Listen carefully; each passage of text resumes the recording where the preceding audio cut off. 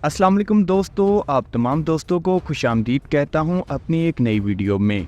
नाज़रीन इकराम, दो या दो से ज्यादा तैयारों का एक दूसरे के करीब परवाज करना फॉर्मेशन प्लांट कहलाता है। पाकिस्तान ने इस खेल में बहुत ज्यादा महारत हासिल कर ली है और पाक फ़िज़ाइया के पायलट्स अपने तैयारों को एक दूसरे से 3 फीट के फासले पर रख कर महवे परवाज रहते हैं, जो कि एक खतरनाक खेल तस्वर किया जाता है। दोस्तों, इसमें बहुत ज्यादा जानी और माली नुकसान का अंदेशा है। नाज़रीन इकराम, इसके बाद 4 या 4 से ज्यादा तैयारों का फिजा में परवाज करना डायमंड प्लान कहलाता है। पाकिस्तान के अजीम शाहीनों ने F-16 जंगी तैयारों की पतंग बनाकर आलमी रिकॉर्ड अपने नाम कर लिया, जबकि इसके बरक्स अमेरिका इस सिलसिले में बहुत ज्यादा तैयारों को तबाह करवा चुका है। दोस्तों, 2 फरवरी 1998 को दुनिया के कई ममालिक के सरबराहान पाकिस्तान फ़िज़ाइया का एयर शो देखने के लिए मसरूर एयरबेस पर जमा हुए। इस एयर शो में अफगानिस्तान के जाहिद शाह, पाकिस्तान के सिकंदर मिर्जा, ईरान के अहमद रजा, ईरान, इराक और तुर्की के चीफ ऑफ कमांडर और बहुत बड़ी शख्सियत भी शामिल हुई।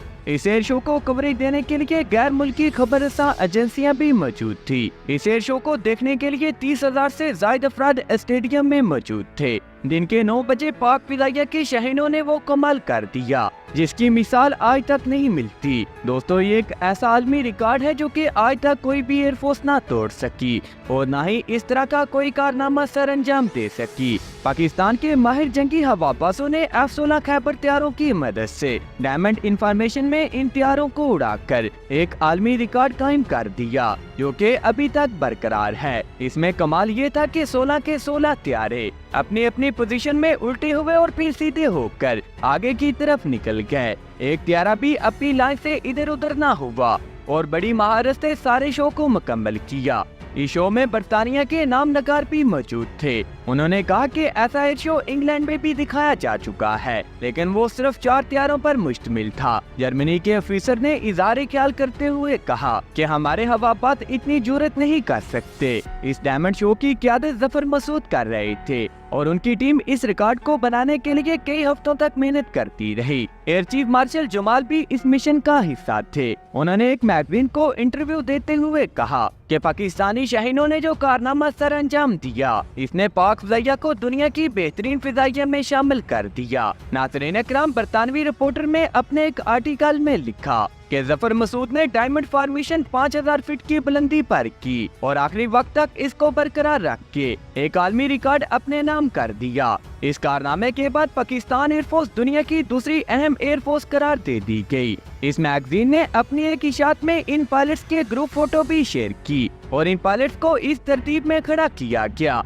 इस तरतीब से उन्होंने तैयारों को उड़ाया था। इस कारनामे में ऐसे पायलट भी मौजूद थे जिन्होंने बड़े बड़े मार्के के सर अंजाम दिए थे, जिनमें मुनीरुद्दीन पायलट, सैयद सज्जाद हैदर काले खां, आफ्ताब अहमद, इन तमाम ने बड़े बड़े कारनामे सर अंजाम दिए थे। इस फॉर्मेशन की क़यादत करने वाले मसूद बड़े कमांडर बने और 1965 और 71 की जंग में भी हिस्सा लिया और इन्हें हलाले जुर्रत और तकवाए बसालत के एजाज़ से भी नवाजा गया और हीरो ऑफ वार का खिताब भी दिया गया। इस तरह का कारनामा दुनिया की कोई एयरफोर्स आज तक न कर सकी, लेकिन फिर रॉयल एयरफोर्स ने 22 तैयारों को उड़ाकर इस रिकॉर्ड को तोड़ना चाहा। लेकिन ये डायमंड इंफॉर्मेशन नहीं था, बल्कि तैयारों को सीधा उड़ाकर लाइन में महवे परवाज किया गया। इस तरह पाक फ़िज़ाइया का ये रिकॉर्ड आज भी पाक फ़िज़ाइया के पास मौजूद है और आज तक इसको कोई भी फ़िज़ाइया तोड़ नहीं सकी और ये रिकॉर्ड आज भी पाकिस्तान के शाहीनों के नाम है। यहाँ पर आपको इस खबर से भी आगाह करते चले कि नाज़रीन इकराम, पाकिस्तान ने फ्रांस से मिराज तैयारों के सिर्फ चंद एक स्क्वाड्रन हासिल किए थे,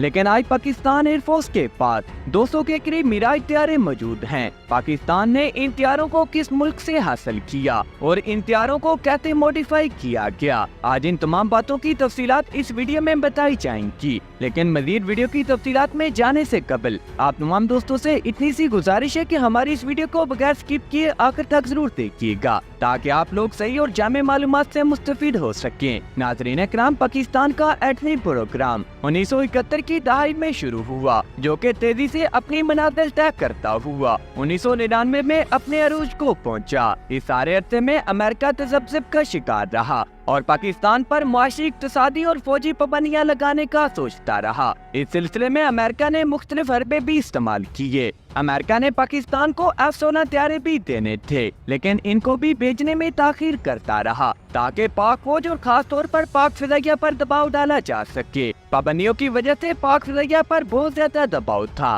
کیونکہ Pakistan air force American infrastructure کو استعمال کرتی تھی، جس کو چلانے کے لیے جدید انتظامات اور تربیت کی بھی ضرورت تھی۔ لہذا 1992 میں پاک فضائیہ نے خود کفیل ہونے کے لیے کوششیں شروع کر دی۔ اس سلسلے میں ایک پروگرام کا آغاز کیا اور اس کے ساتھ ساتھ دوسرے پروگرام بھی شروع کیے گئے۔ پاک فضائیہ کی کوشش تھی کہ سائبر طیارے کی طرح کوئی طیارہ بنایا جائے، جبکہ روز پروگرام کا مقصد یہ تھا کہ دنیا کے گراؤنڈ کیے گئے طیاروں کو خریدا جائے اور ان کے پارٹس کو استعمال کر کے کوئی جدید طیارہ بنایا جائے۔ پاک فضائیہ نے اسی عمر میں آسٹریلیا سے کچھ طیاروں کو حاصل کیا، لیکن 90 کی دہائی تک یہ طیارے کافی پرانے ہو چکے تھے اور کچھ طیاروں کو کچھ ایئر فورسز گراؤنڈ بھی کر چکی تھی۔ دوسری طرف معاشی پابندیوں کی وجہ سے پاکستان ایئر فورس اس پوزیشن میں بھی نہیں تھی کہ وہ نئے طیاروں کو چین سے حاصل کر سکے۔ اس لیے پاکستان نے خود کفیل ہونے کے لیے MUS یعنی کہ میٹ لائف پروگرام کو شروع کیا، جس کا کوڈ میراج روز پروگرام تھا۔ اس کا مقصد میراج طیاروں کو اپ گریڈ کرنا تھا۔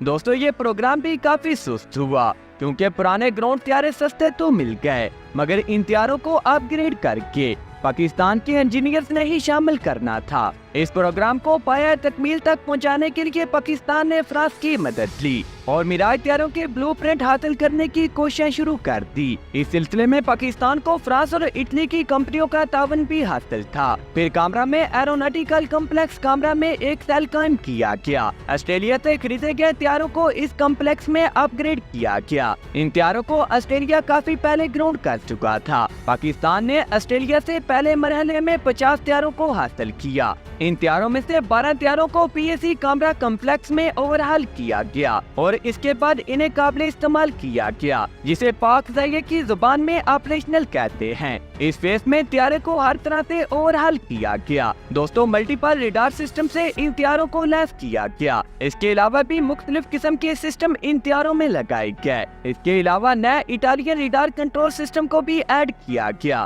اور اس عمر میں اس طیارے میں ایئر ٹو ایئر صلاحیتیں بھی پیدا کی گئی، بلکہ پاکستان نے اس طیارے میں ایئر ریفیولنگ پروب کو بھی لگایا۔ اس طرح پاکستان نے پرانے طیاروں کو جدید طیاروں میں بدل دیا۔ اسپیس پروگرام کی تکمیل کے بعد فرانس اور اٹلی کی کمپنیاں واپس چلی گئی اور اس پروگرام کو بند کر دیا گیا۔ دوستو، آپریشن 3 میں ان طیاروں میں کروز میزائل بھی انسٹال کیے گئے۔ اس پورے عرصے میں پاکستان نے مختلف ممالک سے، جن میں بیلجیم، آسٹریلیا اور فرانس وغیرہ شامل ہیں، پاکستان نے ان تمام ممالک سے پرانے طیاروں کو حاصل کیا اور چند ماہ قبل اسی مشن کے لیے پاکستان نے مصر سے بھی پرانے طیاروں کو حاصل کیا ہے۔ دوستو، ان طیاروں کو خریدنے کی وجہ بھی یہی تھی کہ پاکستان ان طیاروں کو اپ گریڈ کر کے ان طیاروں کو جدید بنانے کے قابل ہو چکا تھا۔ یہاں پر آپ سوچ سکتے ہیں کہ پاکستان کو اس پروگرام سے کتنی مدد حاصل ہوئی اور پاکستان نے میراج طیاروں سے کتنا فائدہ حاصل کیا۔ دوستو، اس سے بڑی خوشی کی بات کیا ہو سکتی ہے کہ 60 کی دہائی میں بننے والے طیارے